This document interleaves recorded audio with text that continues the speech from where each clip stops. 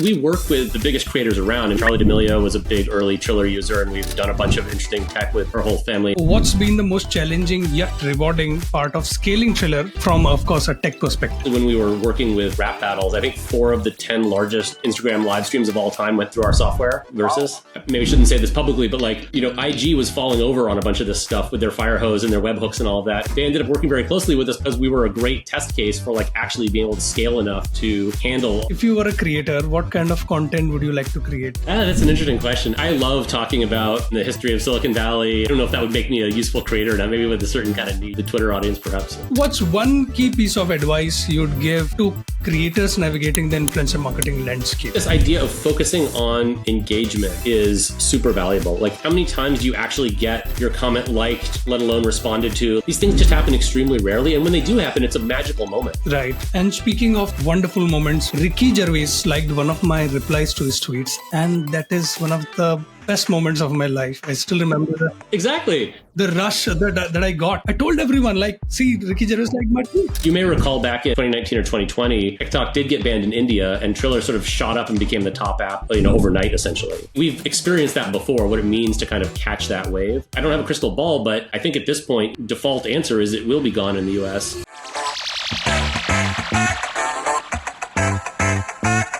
Hello everyone, this is Shubham Tiwari. I'm the head of content marketing and socials at Phyllo, the universal API for creator data.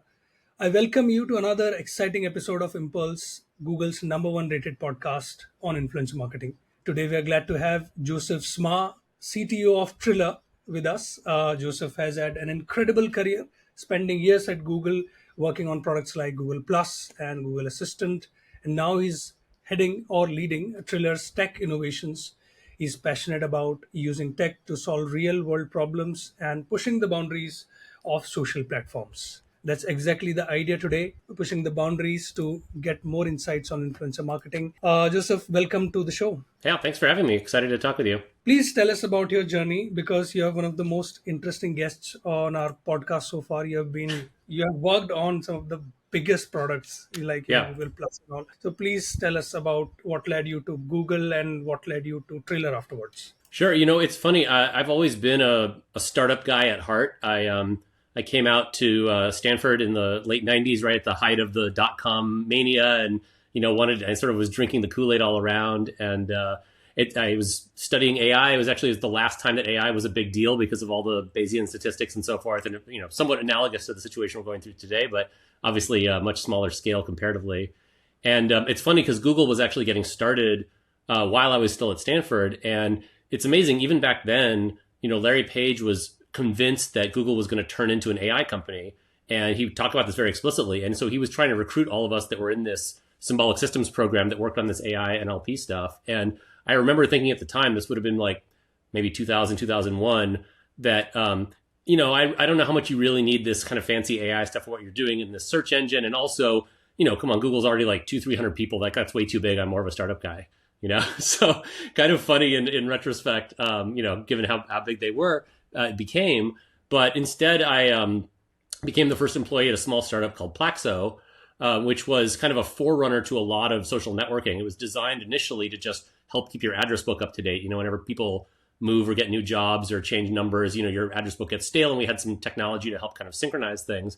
And, initially that meant things like plugging into Microsoft Outlook, but then along come, not that far later, LinkedIn, Friendster, Facebook, Twitter, all the rest. And so we were very involved from our early days in not only seeing all those social networks grow, but trying to convince them to have open APIs and be interoperable and allow you to find your contacts and share information back and forth. And so I got involved in a lot of these open standards around helping, help create the OpenID and OAuth and portable contacts and open social and a bunch of these standards, many of which are still in use today.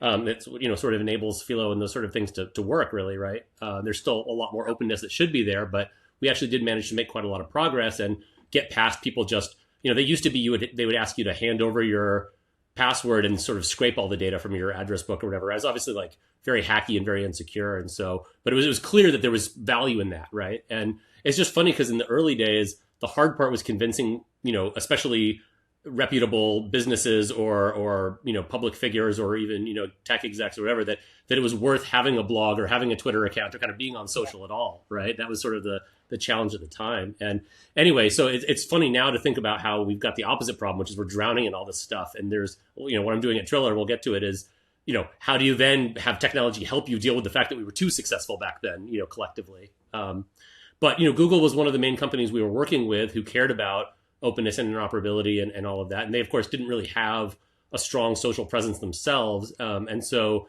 I ultimately joined them around 2010 to help start Google+, which, I think we built some very good technology there, but it was obviously, in retrospect, a bit too late for them to try to jump in the game. Like, the network effects were so well established at that point, especially for Facebook, that I think we built a lot of cool features, many of which suddenly showed up in Facebook as well. So I think we had some influence, overall on the development of the ecosystem. And in particular, besides designing the circles model for sort of fine-grained sharing that was a big hallmark of Google+, I did a lot of work around smarter photo sharing, which, among other things, led to Google Photos being split off as a separate app, which is, ended up doing a lot better than Google+ as a whole.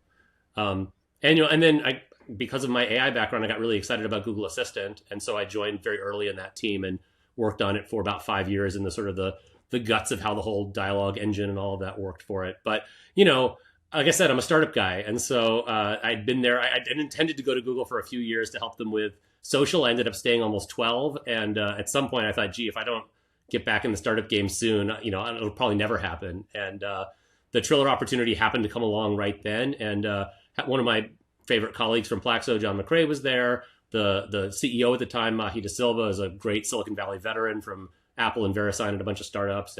And the opportunity was right at the intersection of social and AI, because it was sort of all these tools to help creators, and brands connect better and do more with the data they already have. So it was a great opportunity to take the leap back into startup land. And it's almost 3 years I've been there now. So time flies.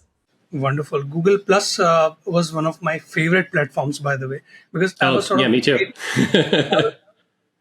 I was sort of late to the social media thing. I joined Facebook very, very late. I did not sign up on Orkut and things like that. So Google Plus was sort of introduction for me for the social media. Joseph, you've worked in personalization and data for a long time now. How has that background shaped your approach at Triller? Because you said you have always been the startup guy. Has your outlook changed now? In a funny way, I've always had the same playbook, if we will, in my head. Not that I always follow it so explicitly, but it seems like I always come back to it, which is when you're in a situation in which there's a lot of data and it's kind of hard to know what to do, if you can develop the right algorithms to make sense of that data and pair it with the right user experience that makes it simple and powerful, you can really unlock sort of new superpowers that make people feel like, wow, like I finally can do all this stuff I couldn't do before, So that could be managing your contacts. It could be managing your photos. It could be, watching my kids grow up, being able to use their voice to turn on the Christmas tree lights or play a, song on the radio or, or on the speakers or whatever. It feels different, right? It feels like, oh, finally technology is working for me.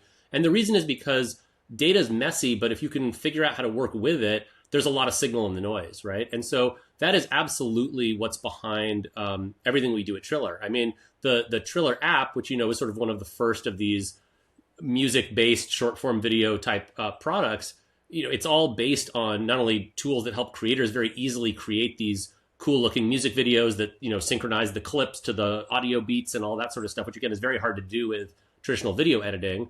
And then obviously all of the recommendation algorithms that help make sure that you see the content that's really great for you and that you can easily build an audience as a creator. And then, we have this whole suite of cross-platform creator tools because we realized that, beyond the success of Triller, the app, all these creators are also generally on YouTube and Instagram and, TikTok and all the rest. And generally what we find is they're drowning in comments and DMs and mentions and have a really hard time figuring out, even who their top fans are and who they should be spending their time with, how they can upsell them effectively, how they can connect with brands, how the brands can figure out, who's got the actual influence and not just sort of a bunch of numbers. And so throughout this whole process, end to end, what I found is, there's so much opportunity for this approach of marrying data with algorithms with UX to really kind of unlock new capabilities. And we're seeing that everywhere. And it's interesting because creator technology and influencer marketing, all that has been around for a while, but it's, in my mind, surprisingly primitive still. It's surprisingly kind of these very shallow metrics and very sort of one size fits all broadcasts. And, you don't feel much true connection with the people that you're following in most cases, right? Your comment number 7,002 and you don't expect it to ever be read or responded to. So I think there's so much more opportunity for this approach to really unlock a lot of value where everybody wins. Fans feel more heard by creators, creators get more out of their fans, brands and creators can connect more effectively, influencer marketing can become a lot more scalable and less kind of bespoke and high touch, more measurable, etc. So yeah, I think that approach has served really well here. Wonderful. One quick fun questions. If you were a superhero, what would your superpower be? Ooh, that's a tricky one. I think that's the kind of question my kids ask me a lot. Yeah, because you're very passionate about data, right? So Well, yeah, I don't think I think I would pick a cooler superpower than just like being really good at pivot tables. I don't know. I think flying would be pretty cool. I think that's we so much of our world is predicated on the fact that the z-axis is generally unavailable to most people at most times, right? And so you'd probably have to rethink security in a lot of places, but I think just being able to pick up and go somewhere would be pretty great. nice. Magneto is my favorite superhero. So, something to do with mind, and because, influencer marketing is taking up so much mind space nowadays. And Triller operates in a very competitive space, right, with other influencer marketing platforms. How do you keep Triller ahead of the curve? Yeah, a few answers to that question. One is we take a very end-to-end approach. We sort of look at the entire ecosystem. You have a lot of companies that are just focused on talking to brands and agencies, but then they don't really have that much relationship with the creators, or they're building tools for creators, but they don't really have relationships with the brands and agencies, or they're just trying to help you succeed on your own platform, but not other platforms, right? And so what we've realized is everybody needs help and everybody's on multiple platforms, and there's a lot of opportunity to connect them together. So we have creator facing tools like Fangage that help the creators have their own exclusive content and have fans be able to tell them more about themselves and start to segment who you talk to. We have Julius, which is as one of the main sort of search creator discovery tools that brands use to help find creators. And increasingly what we're able to do is join them together, so help figure out what's really going on with these creators based on the data we're using to help them be more successful also is the thing that helps them get better connected with brands, right? And we can do that sort of better than anywhere on the Triller app because we control the whole stack, but we can also do it quite well with the APIs that we have access to across the different services. So I think that's one thing, is that you really need to have sort of one hand in each piece of the puzzle, I think, to really unlock a lot of the value. The other thing is we take a particular focus on engagement. And I think this is something that is often underlooked still. So what I mean by that is, what's amazing about modern social tech is you can self-publish, and through all of these algorithms, you can get a lot of eyeballs on your content, right? And that's great. But most of these services don't focus as much on the then what, And what you actually find is unless you really, hit the jackpot in terms of being one of these huge creators, there are all of these creators we work with that are very successful and they have very established audiences, but they really struggle to monetize either directly from their fans or through brand deals. And what we find is a lot of that is because they have a really hard time engaging effectively with their audience, segmenting their audience out and responding to fans that are showing them a lot of love or giving them the right offers at the right times, or all of that sort of stuff that works at the small scale in the real world, right? That's why you have the politicians working the rope lines and the band signing merch after the show, or the storekeeper who knows you and they're the local, or the person has your order. All that stuff, we know how much that matters, right? And we know that builds loyalty, and it allows you to kind of give the right information to the right people, and there's reciprocity and all of that. That's very hard to do online, right? The tools generally promote one size fits all broadcasting. The social networks are often, I think, somewhat intentionally a bit opaque in terms of letting you really understand how to slice and dice your audience. The audience is generally not able to tell you more about themselves voluntarily. Like the reason Sam Felt started Fangage, it was a fairly successful DJ, and he realized, if I've got a show coming up in Boston all of a sudden, I have no way of figuring out who would be interested to know that, and my fans have no way of telling me, right? Which is like, it's kind of crazy when you think about it, right? There's no reason why social networks need to work that way. It's just that that hasn't been a priority, and we see the inboxes of all of these creators that work with us, and they're kind of a dumpster fire, right?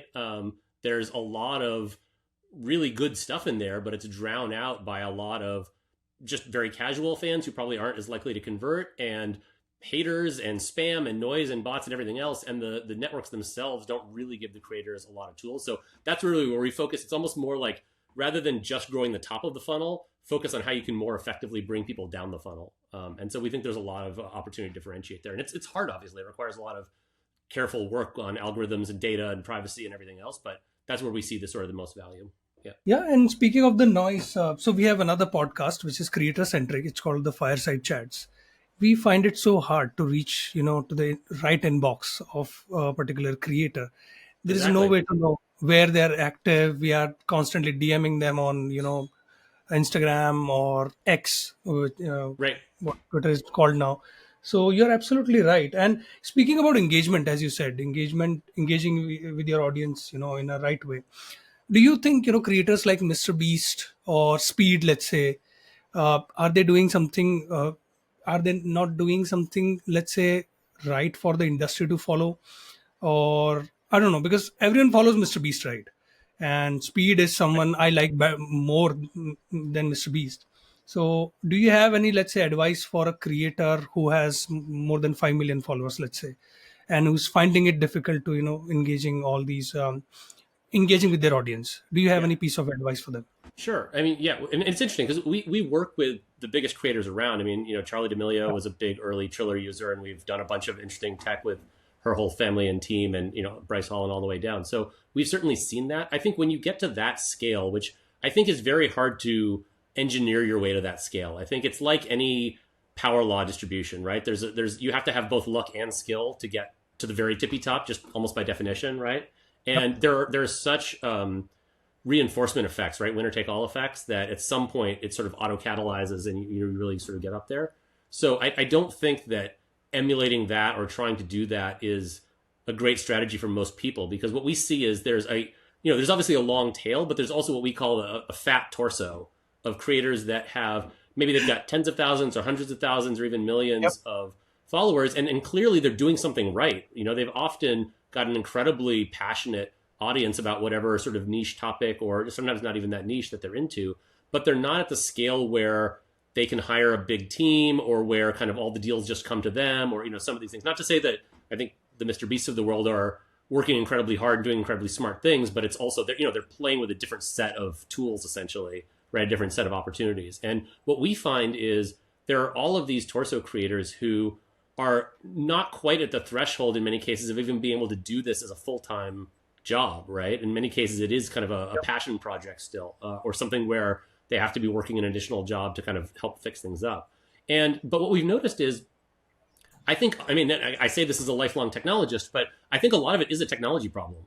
I think if the tools like that we build, and I think other people are working on too, could really help them more effectively use their time, more effectively identify the people who are most worth reaching out to and engage with them better, offer them more things, have easier ways of having events and content and merch, and finding brands, and making it easier for brands to work with a larger number of smaller creators where it's not such a high overhead type of thing. Like, all of this, I think, would allow an order of magnitude more creators to be able to reach a level of financial independence where they really could keep doing it. And many of these creators are not trying to get ultra rich and famous, but they would love to be able to pursue their passion in a Right. sustainable way. And that's honestly, that's what motivates me kind of at a human level. I think of it as like amplifying human flourishing, right? Like, there are all these people who are amazing at things that I'll never be amazing at, and I would love to learn from them, and there should be some sort of value exchange, right? And I'm happy to share my knowledge and experience and passion about the areas that I've gone deep in, but especially as I get older, I realize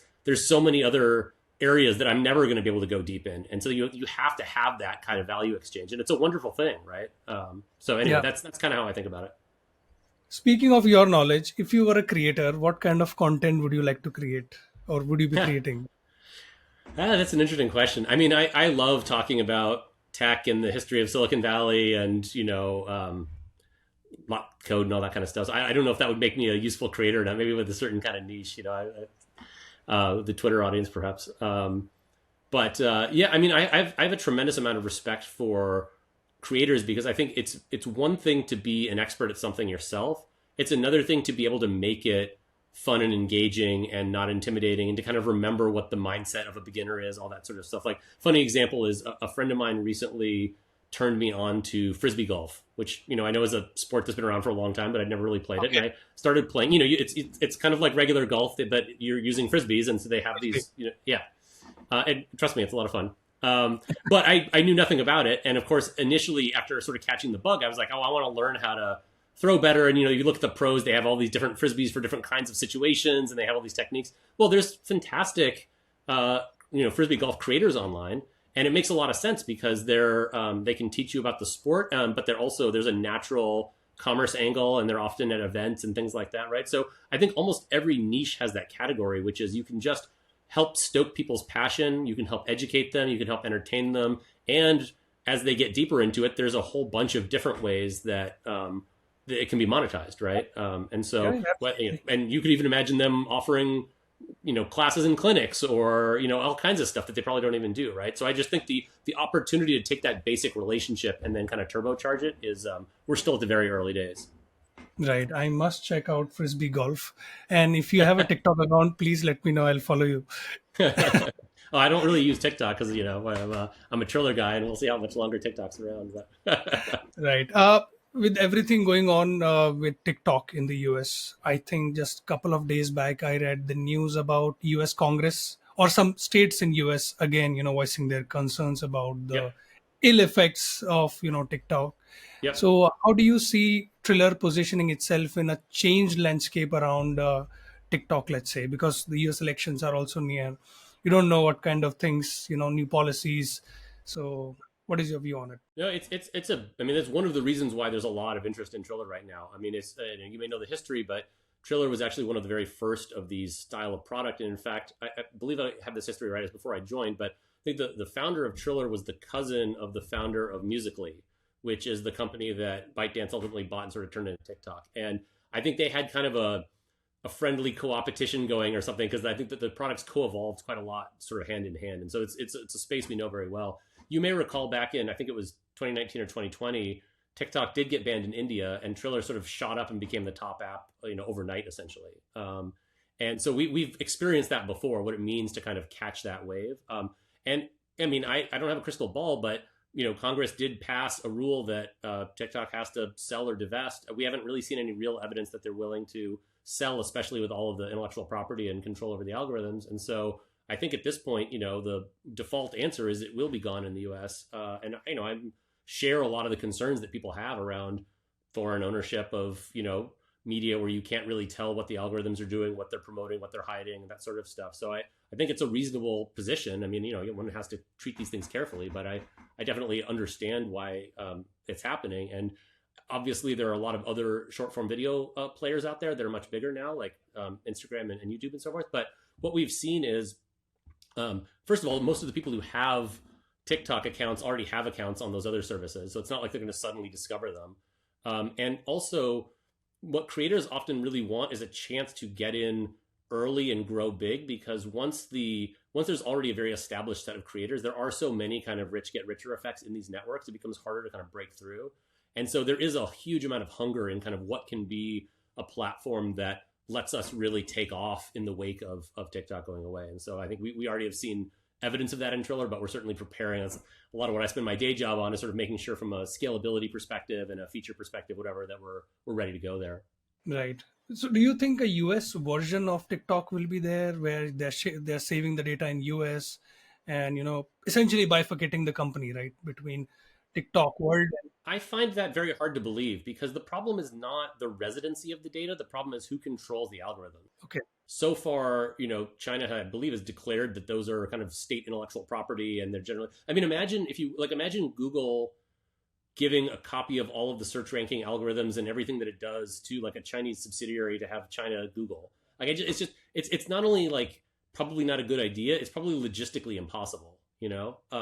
So that's why I mean, again, who knows? But like, I don't really see that happening. I don't think that's a realistic option. Now, shifting our gaze towards the brands who are looking to, get into B2B influencer marketing, do you see this space continuing to grow? LinkedIn coming to the fold, and, platforms where other B2B platforms are there. Do you think it's growing at a pace it should grow? And what kind of future do you see for it? I'm very bullish on influencer marketing in general. I think that there's something very sort of first principles about the fact that people have a limited amount of attention, and you need to be able to figure out how to get people's attention for things that they either should know about but don't know about, or should know more about, or should be reminded about. The whole sort of funnel, right? And while targeted advertising works to some degree, I think people are increasingly unhappy about the way they're being tracked, and also it sort of lacks the authoritativeness of a trusted emissary telling you, right? Like, people always trust recommendations from their friends, even if their friends aren't experts in something, because they have a very good mental model of what their friends are like, right? So like, a lot of people ask me for recommendations about wine because they know that I really like wine, and I drink a lot of wine and go to a lot of wineries and think about it a lot and that sort of thing, right? And so you could imagine a situation. I'm not a wine influencer, but I would never want to recommend products I didn't actually believe in. But if a winery that I didn't know about, brought me over and showed me their stuff and I thought it was good, I wouldn't have a problem promoting it. Or even if a winery that I did already like, brought me to an event and tried to get, like all of that sort of stuff. That's sort of how influencer marketing works when it's done well. The reason that would be credible is that I've sort of organically, if you will, built up a knowledge base and a credibility and a reputation, and people who know me kind of know what I'm about. And so I use that as just sort of a funny example, but I think that core dynamic of organically creating content and building an audience and getting that audience to kind of know you and what you stand for and what you like, and then parlaying that into helping them understand about a variety of goods and services that might be related that you actually have some ability to represent. I find that to be much more durable in the long term, actually, than the current approach of kind of just slapping ads alongside things or trying to do it interstitially or whatever. Or even today, you sometimes have like podcasts where they read ads for things that are totally unrelated to the content of the podcast, right? And it's never as effective as if it's a podcaster you love and they're talking about a product that they actually use and have some passion for. You almost want to get it because of them, right? Like, I think it really does work well. So I'm very bullish on that. And yeah, like LinkedIn is a great example where traditionally if you think of creators as, musicians and athletes and, influencers and fashion and all that sort of stuff, that's all great. But LinkedIn is, obviously more on the business side, but business people have exactly the same problems of like, what should I be paying attention to and what software should I be buying, right? And so I remember there was a few years ago when there was this kind of funny viral thing about I think a lady who'd become a Excel influencer, and people thought it was like, how can how is that a thing? But that makes total sense to me, right? Like, most people don't know how to use Excel beyond the most basic features, and they should. It's really, really powerful. And if you could be following someone who helped you be smarter about that, and then they said, oh, but by the way, this like paid plugin is, if you care about data analytics, it really takes your game to the next level or whatever, like, that's super credible, right? So I just think this general approach of, trading your own time to sift through this vast entropy of knowledge and create valuable content in a focused way and build an audience around that, it makes sense that there should be some real, that's why it's called influencer marketing, right? You actually have real influence over people. So that's why, to me, it's, if anything, at very early days. Yeah, and speaking of, recommendations by friends, some of my friends, recommended me Joker 2, Joker Fall 2, and it was horrific. So sometimes the recommendations, yeah, so that's the thing about, Hit or miss, yeah. Like, your friends are not experts at most things, right? And they may or may not have, you may or may not have a great model of what they like. They may not have a great model of what you like. So exactly, I actually think it can work better, influencers and social and all of that, because you can have people who really can kind of go narrow and deep. And so it doesn't mean it's going to be perfect, but I do think it can work a lot better. Exactly. Speaking of Triller, what's been the most challenging yet rewarding part of scaling Triller from, of course, a tech perspective? Yeah. Well, it's so funny. So we have two-way API access into all of these other social networks, and we try to help our creators and brands, manage and respond to the comments and all of that, obviously beyond the core Triller app itself. We have done some really large scale events. So I think, I believe, especially when we were working with Versus, these rap battles, I think 4 of the 10 largest Instagram live streams of all time went through our software because of Versus. Maybe I shouldn't say this publicly, but like, IG was falling over on a bunch of this stuff with their fire hose and their webhooks and all of that. And our stuff was hanging up. And so they ended up working very closely with us, partly because we were a great test case for like actually being able to scale enough to handle that kind of traffic. And you've got millions of comments flowing through all that kind of stuff, right? So just making sure that you really can be that scalable, that real time, especially as we do a lot more complex processing. We also, I mentioned like working with the D'Amelios, we have these broadcast SMS products because so many fans will share their phone numbers and then you can, broadcast out to them. And again, when like we helped her, I mean, she's a great dancer, but we sort of helped her win Dancing with the Stars when she was on it because you had to text in to vote, and she would just blast her like, 500,000 or whatever, like top fans and say, wow, hey, it's time to vote. And with a link, and you get like a 50% engagement rate in the first 3 minutes. I mean, it's just because, your phone buzzes, it's Charli, right? Like that sort of thing doesn't really happen much anymore. So like, it's not that everyone's doing that yet, but we've seen these moments where you've really got a tiger by the tail and it really is magical, but you have to be able to have the tech perform under pressure. And so getting a number of at-bats has gotten us a lot better at that over time.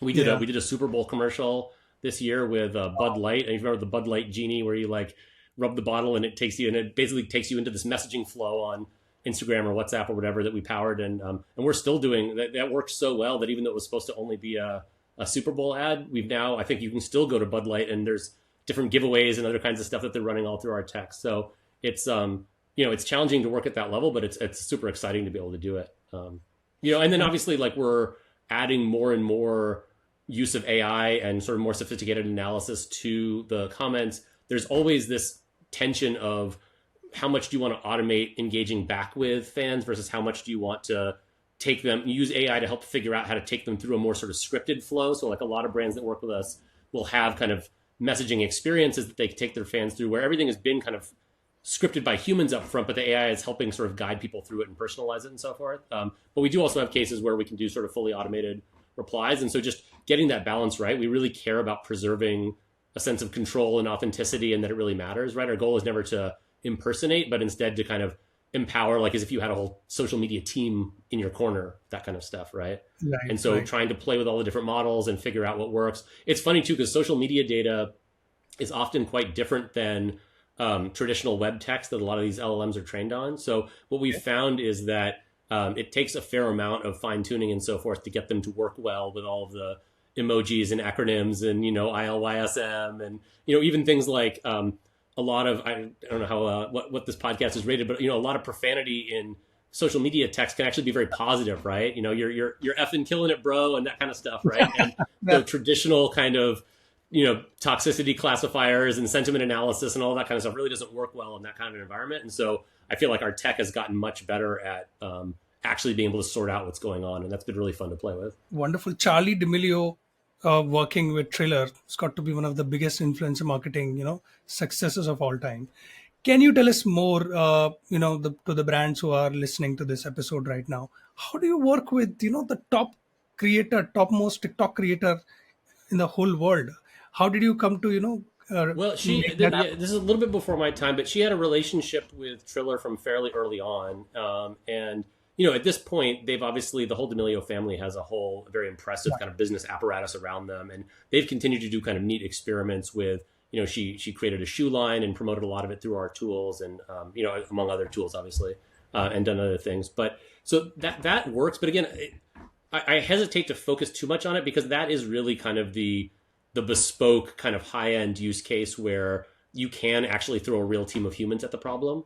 I think what excites me most as a technologist and where I think brands can get the most value is by unlocking all the people who don't have that whole team around them already, right? And you can imagine that once you're as famous as, Charli or Bryce or these kind of people, like they've probably got more demand for their time than they have time to sell, essentially, right? But that's not the case with most influencers. And in fact, what we find is, there are some exceptions, but generally speaking, the broader and larger your audience is, the less kind of average depth of connection you have with each fan, which kind of makes sense, right? It's kind of impossible so we have these smaller influencers who, the people hang on their every word, right? But they might only have 10,000 of them. But if you actually want, the sort of influence with those people is actually higher, right? And so I think the opportunity to be able to identify a whole set of creators that are good for a campaign and work with them in sort of a more, not necessarily batch way, but kind of more in parallel, I think you can actually unlock more influence for less money and with more personalization than just working with a small number of very, very large creators. Like I think the main reason that brands tend to flock towards larger creators is A, it's less work because there's kind of like a per creator overhead, especially these days where a lot of the contracts and deliverables and back and forth is all sort of fairly bespoke, right? And so it's sort of, there's a scaling cost there. And also there's kind of like a safety in sort of, picking somebody who's already really well known, but that's also, you've kind of lost all your upside potential, right? It's kind of like buying a stock at the peak, right? And so I do think that what motivates us, and I think what we'll see is, the Charlies of the world will be fine, but I do think that the brands aren't necessarily going to get the same level of bang for the buck that they could get. And a lot of brands will never be able to get on the card of someone like that, right? But there's so many other creators out there. And so we really encourage our brands to think a little bit more creatively. That's why, for example, in Julius, we have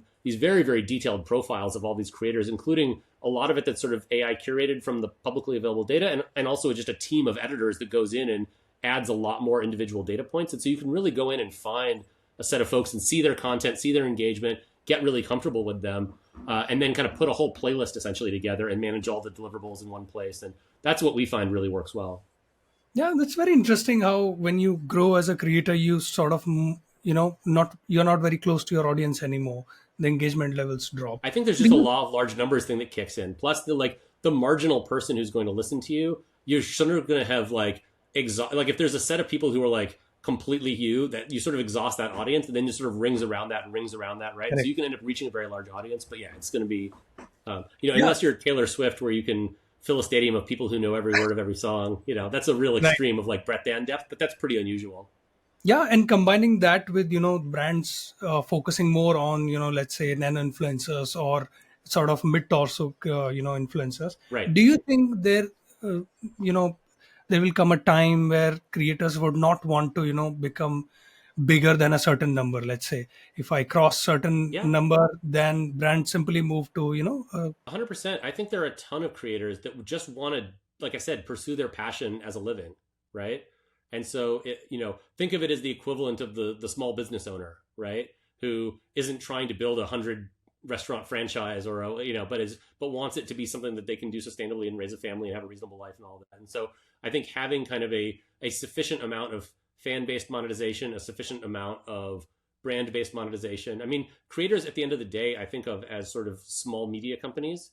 And if you just look at sort of media company business models, there's a fairly established set of things. There's like subscriptions, there's events, there's merchandise, there's advertising, right? But it's a fairly innumerable set of ways that you kind of trade content for money. And I think most creators we find actually do a mix of all the above. So that's one of the things that's been surprising to me is you would think for example, we're very big with a lot of musicians because of the Triller side of things. And you would think in general musicians don't do brand deals, but in fact, a lot of musicians are very happy to do brand deals. And in fact, I'm often reminded of the fact that even some of the largest musicians in the world, like the Beyoncés and so forth, have actually made more money through brand deals than through directly selling music, right? And vice versa, right? A lot of brands might be happy to, creators might want to do influencer marketing with other creators for events that they're doing, right? Brands might want to be kind of creators themselves. So I actually think it's a far more fluid ecosystem than sort of the boxes we often put the players in.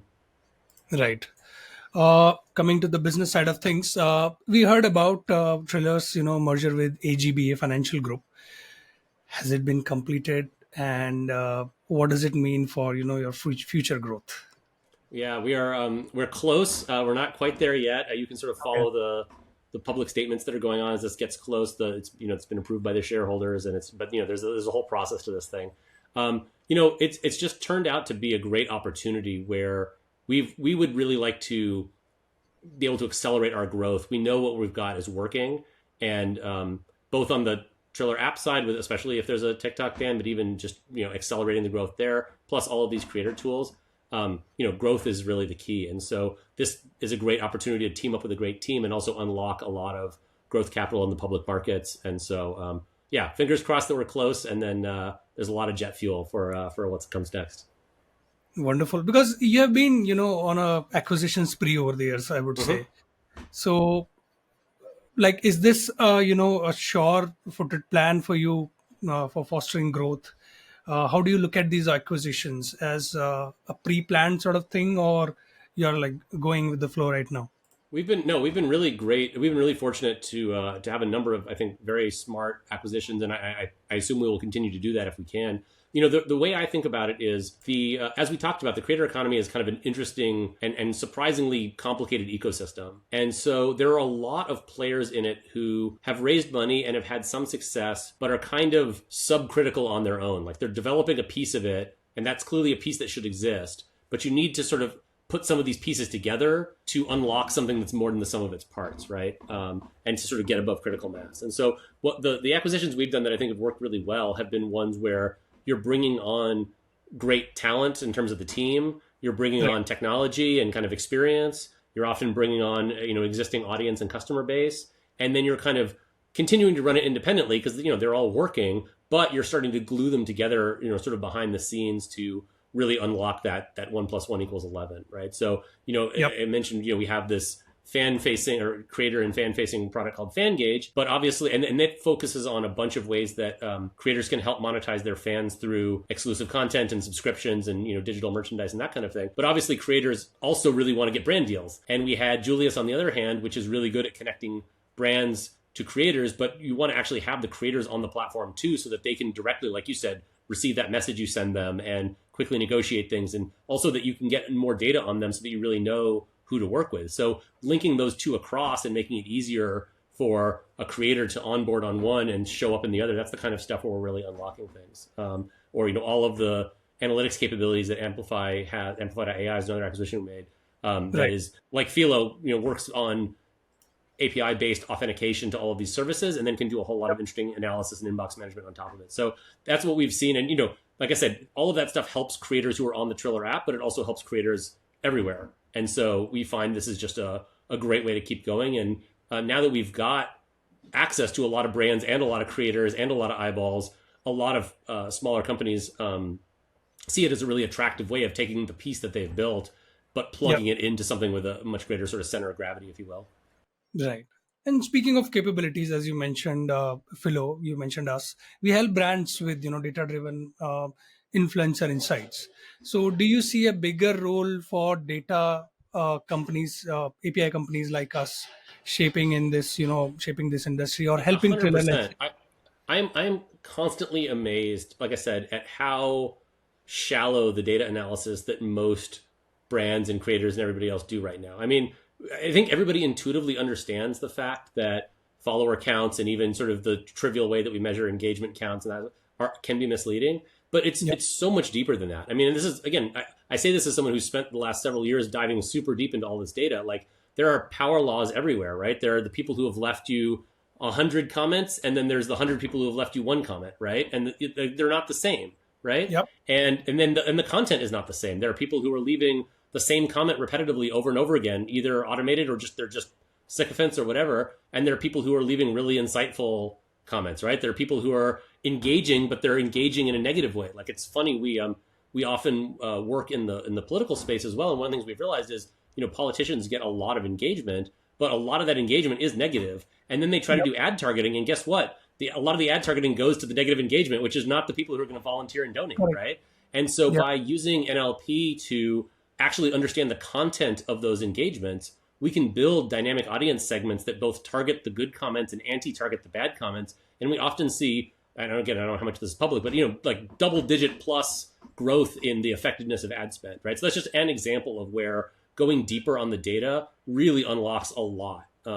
And so, I think, we're lucky that we have Amplified AI in-house, which has built a lot of similar technology to Phyllo that we use. But for everybody else, God, if I were starting from scratch now, I would definitely use Phyllo because, like, in fact, you guys are connected to a bunch more platforms that we're not and haven't gotten to yet. And just like, this, but like trying to actually have nuanced integration with all of these social networks and understand all of the ins and outs about what can you fetch and what's a webhook and what has the same IDs. And it's just a huge pain in the butt and super full-time job. And so most people should not be as masochistic as we are, but accessing the data and allowing creators to authorize access to the data so that they can, we do it for campaigns as well, right? So they can show how well their stuff is actually performing, even if it's like stories and things that are ephemeral, like the data kind of comes over in real time. So that stuff is super valuable. And like I said, I'm shocked that more people aren't using it already, but I'm glad that companies like yours exist so that it's a platform others can build on. Thank you so much, Joseph. for your kind words about Philo. That's exactly why we do this podcast, by the way. I'm kidding. Well, I know it's also honestly, it's we've been aware of you guys for a while, partly because when we looked around, we're like, who else is really sweating the details on this stuff? And there really aren't that many players that are. And so we definitely been fans just from the perspective of kind of that birds of a feather. You know what I mean? When you're sweating bullets on all this stuff, you kind of want to find other people who are as crazy as you are. Thank you so much. What's one key piece of advice you'd give to creators navigating the influencer marketing landscape? Like I said, I think this idea of focusing on engagement is super valuable. Like what we've discovered is most fans don't feel seen by the creators that they're super fans of, right? Think about it, like how many times do you actually get your comment liked, let alone responded to, let alone kind of given early access to something or getting a shout out, or like these things just happen extremely rarely. And when they do happen, it's a magical moment, right? It can change your relationship to a creator for life almost, right? It's like meeting the band after the show or whatever. And so what we find is that, and conversely, creators often tell us that they are aware of this and feel guilty that they don't spend more time engaging with their fans, but they're very busy. They're wearing a million different hats, and the tools make it hard. If you just go into your raw inbox, I mean, good luck, right? And we actually see that creators oftentimes are just pulling up the same consumer Instagram or whatever that you use and kind of looking at the last 5 comments and, but that, like just from a signal to noise perspective, that's crazy. Because like I told you, there are all these power laws and then the noises, there's great stuff in there. But, for example, when creators hook up their feeds to us, we don't just look at the ongoing set of comments. We go back in time historically as far as we can go, often many years. And then you can really see the individual behavior of the individual fans over that time. And it really differentiates who the people are, right? And then, of course, you also would like to match that to like, well, what have you said to them in the past? And when's the last time you talked to them? And have you offered them something? Have they bought something of yours? Like if one of your customers is saying something that probably should be ranked higher, right? So all of that kind of focus on going from just awareness to actual feeling of connection, I think is super key. And I do think that not just the tools we're working on, but just in general, I think there's going to be a set of ways that you can do that at a much higher scale. There are certain verticals where creators understand the value of engagement more, but I think broadly speaking, it's still very underutilized. And then, your ability to, there's loyalty too, right? Fans who are loyal to you will follow you across networks. They'll consume your stuff, they'll buy your stuff, whatever. But so actually building that customer relationship and, focus on actually owning your relationship with the fans, right? One of the things we talk about all the time, and creators are aware of this, but most social networks are not really giving you real access to your fans, right? You're kind of renting the space from them, and they're intentionally, deliberately obfuscating the names and IDs and contact info and demographic info and all that kind of stuff, right?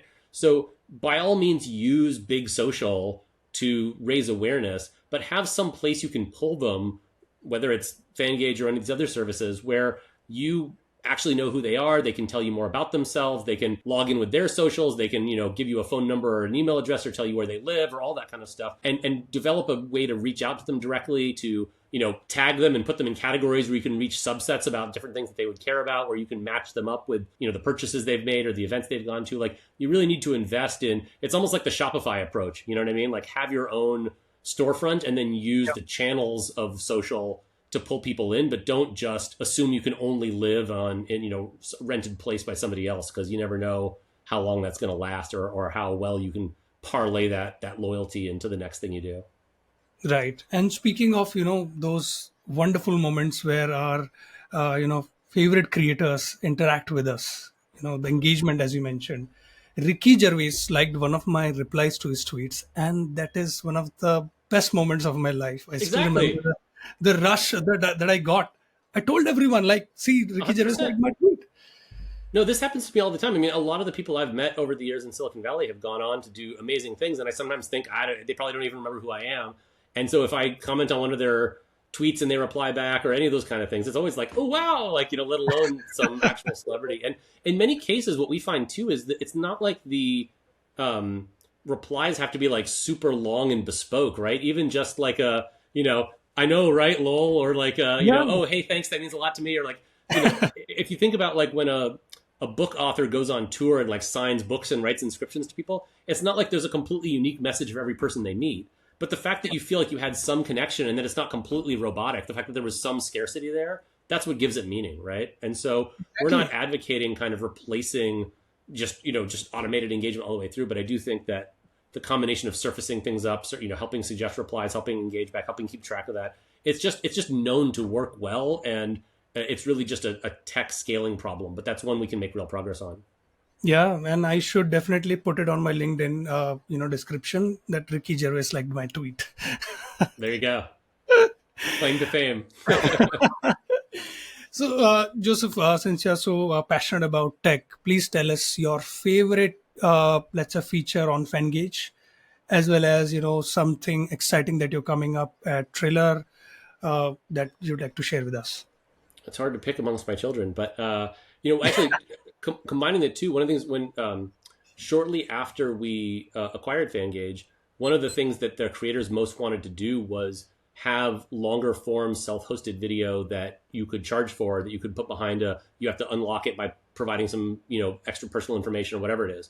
And I don't know if you're familiar with how all stuff works, but like even for people who had Patreons or things like that, Patreon has a little bit more video functionality now, but for the most time, it's been very complicated. They had to have these kind of unlisted videos over on Vimeo or something, and then you have this like key synchronization problem, and the user experience is terrible, and like actually, hosting video itself and doing all the transcoding and all that is like kind of complicated. Well, we had all this great video infrastructure from the Triller app, even though it was mostly designed for shorter form content. There was nothing fundamentally about it that meant it couldn't do longer form content. And so very quickly, and in fact, earlier than most of these other services, we were able to release this ability to have sort of self-hosted video powered by all the Triller infrastructure, but available to Fangage. And one of the things we're working on now, which is I think very exciting, is that can then get surfaced back into the Triller app. So instead of just seeing the same public videos that everybody else sees, if you're a super fan or if you're connected or based on what you've done, additional stuff can kind of pop out for you, or you can see teasers for it that you can unlock it, right? And I really think this is the way the whole internet should work. Like there's no reason why, if you think about how stupid the whole link in bio concept is, it's like, I can't put links in the actual content because why? It's creator hostile. So I have to put one link at the top, but then that link has no contextual information about what you were watching or where you came from, right? And then it just sort of sends you off the other way. And so, we can do so much better than this. Like you as a creator should have a lot more control over how your profile looks, what content surfaces to whom, when people come across, understanding who they are. Obviously, all with like progressive disclosure, right? There's nothing kind of coercive here. There's nothing sneaky. What we refer to it as is the relationship economy, the idea that if I give you more, you'll give me more. And there's kind of a iterative reciprocity, right? Which is kind of how the real world works. And so creators should be willing to say, what will you do? What extra attention will you provide? What extra deals will you provide? What extra scarcity will you provide? Creators and brands have lots of different scarcity to trade on, right? And then as fans, it's like, what do you want from fans to do? It could be tell me more about yourself. It could be buy these things or go to these things. It could be tell your friends about me, right? There's lots of ways that there can be a real value exchange there. So anyway, I don't mean to, you can tell, get off on a rant on this, but I think we're seeing individual examples of that within our own apps. But I think there is so much more that can be done there, and that gets me really excited. Right. And so couple of things that we make our guests go through at the end of the interview. This is the last part of the third act of the interview. I'm glad when you're having fun. Would you like to give us a book recommendation? Anything not related to tech or business specifically? Anything that you're reading or your all-time favorite can work. Well, it's funny. This just came up, but I think it's actually something probably most people don't know about. So it's great. Which is, I don't know if you remember, there was this great productivity book about 20 years ago called Getting Things Done, or GTD, that a lot of nerds love because it's a very practical approach to kind of how to manage, to-do lists and scheduling and whatever that's actually works for you. I had lost track with it, but the author, David Allen, actually completely rewrote the book in the last 10 years in a much more sort of modern way, which kind of, it came out, I think, initially in like 2002-ish kind of time frame. So there weren't smartphones and, mobile and, all that sort of stuff. Of So there's a lot more of kind of, it's not too prescriptive about how to do it, but it's much more kind of modern in its approach. And it's also much more about how to apply it to your personal life as well as to your professional life, because I think it was originally targeted more at kind of busy executives. But the core idea of the book is when you have a lot of incoming things demanding your attention and you don't have a way to kind of get them out of your head and into a system that you trust, you carry all those open loops around in your head, and that psychic angst is kind of what drives you crazy, right?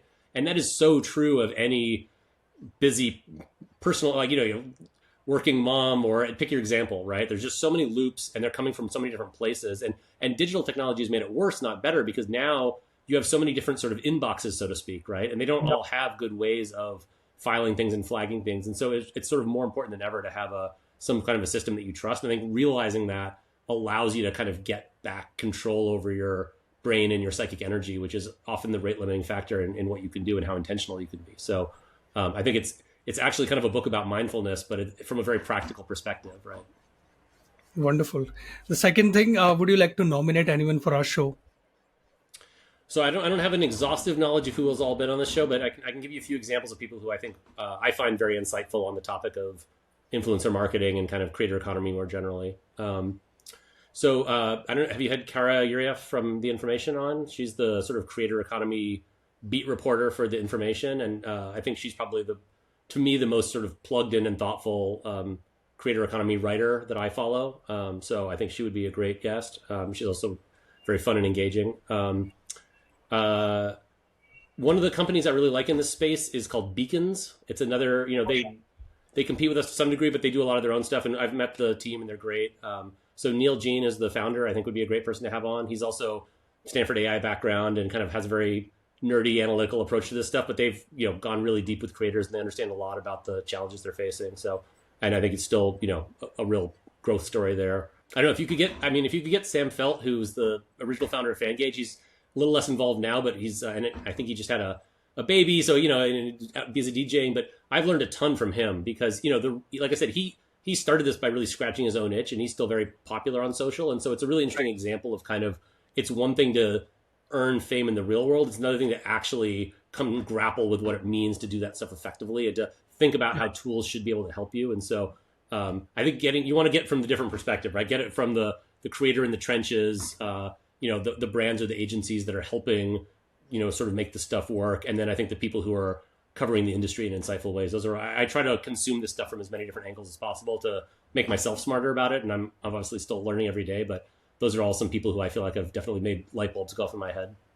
Wonderful. Speaking of learning, we have learned a lot from you in today's episode. Thank you so much, Joseph Smarr, for coming to Impulse. And all the best with whatever you're doing at Triller. You're making lives easier for brands, creators, and everyone. You are, making this space grow. And we're with you at Phyllo, fully supporting you. So thanks again for everything you're doing. And to the people who watched this episode, if you have any questions or if you have a compliment for us or for Joseph, please, comment. Also follow Joseph anywhere you like. Joseph, where are you most active on? LinkedIn? There's luckily there's not a lot of Joseph Smarr. So if you just sort of Google me, you'll find my various social presence. I also have a blog at josephsmarr.com. But so see you out there. And anybody who wants to get in touch and follow up more about this stuff, like, as you can tell, I care a lot about this and have a lot to say. So always happy to meet with folks and chat on this stuff and try to crack this puzzle. Because I really do think, in the future, if we get to a world of abundance and we don't destroy ourselves politically or, catastrophically in the meantime, if you kind of imagine what people will do when we've got robots and solar energy and all that kind of stuff, and they don't have to work as hard, I think people will be creators and influencers, really. I mean, just they'll want to be passionate about something because you need that to scratch your own itch and feel a sense of accomplishment. And, the whole, Daniel Pink drive, right? Autonomy, mastery, and purpose. This is what people crave. And you can find that by being a specialist in something and then trading with other people who are, excited about other things. Like that feels like a very durable way for humans to create and exchange value with each other that's not predicated on sort of toil to keep a roof over your head, but actually the kind of work you'd want to do when you could do whatever you wanted. So, we're not there yet, but I think some of the work that we're doing now maybe is sort of laying some of the tracks for what is hopefully an exciting future. Exactly. And that's the word to, end this interview on: abundance, creator economy, abundance, influencer marketing. These are the keywords for us. And Joseph, we wish you the best again. And thanks again for coming to the show. Yeah, same to you. Enjoyed the chat. Impulse, the influencer marketing podcast, is brought to you by Phyllo. Phyllo is the easiest way to get access to authenticated creator data from hundreds of different platforms. To know more about Phyllo, visit getphyllo.com. That's PHYLLO.com. Also, make sure to search for Influencer Marketing Podcast in Apple Podcasts, Spotify, Google Podcasts, or any of your favorite podcast listening platforms. And don't forget to click subscribe so you don't miss out on any future episodes. On behalf of the team here at Phyllo, thank you so much for listening.